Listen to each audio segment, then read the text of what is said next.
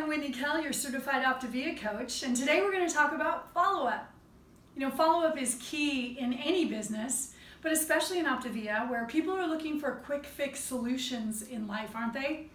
Optavia is not that, is it? It's a lifelong solution. It takes a long time, and it takes a long time to develop relationships.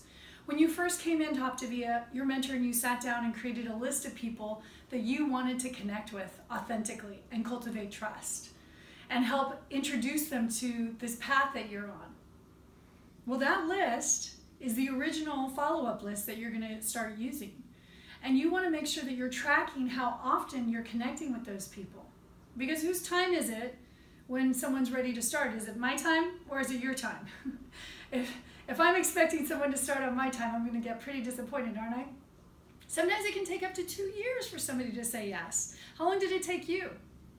So remember, statistics say that only one time follow-up, 44% of people make.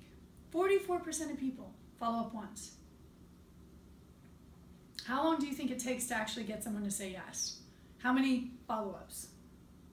Well, according to stats, 5 to get 80% of people to say yes.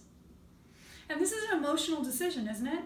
So we want to make sure we are taking care on the back end. We make that connection, we plant that seed, but we want to make sure we're also making a list and tracking how many times we're following up with people. How many times are we loving on them?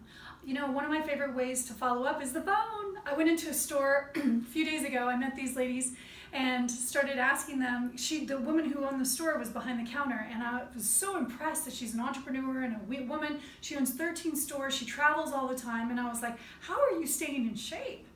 I said, I'm a health coach, and I have to take my food with me everywhere I go. I think that's the future, but I don't know how regular people do it, especially with your schedule. What do you do? And she goes, I'm struggling. And so I started asking more questions and got to know her and her employee, got their phone numbers, and guess when I followed up? The very next day. I called, I said, hey, this is Whitney Kell. I met you yesterday at your store. It was really wonderful to have a chat with you, and I look forward to chatting with you more. Here's my phone number. I'd love to chat when you're ready.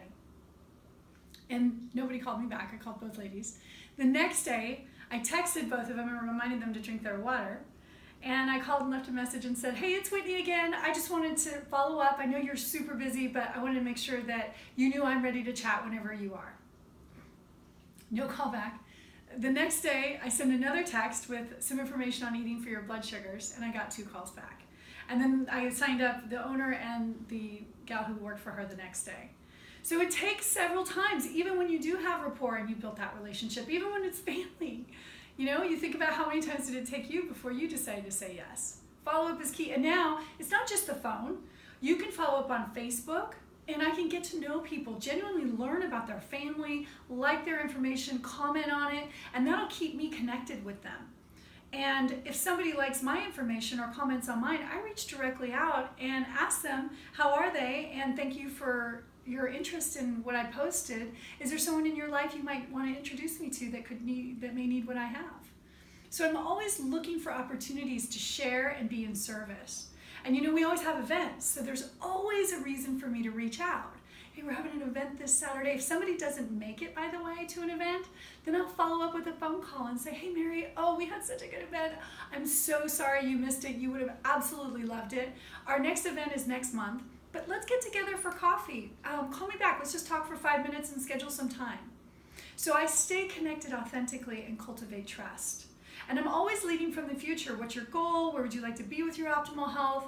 What's holding you back? What are your biggest challenges? I always want to lead from our future and act in the now with providing value. And when people don't call you back, the obstacle is the way, isn't it? 5 times. So how many times are you going to be willing to follow up? And remember, don't even take somebody's card if you're not willing to pay the price to follow up as many times as it takes.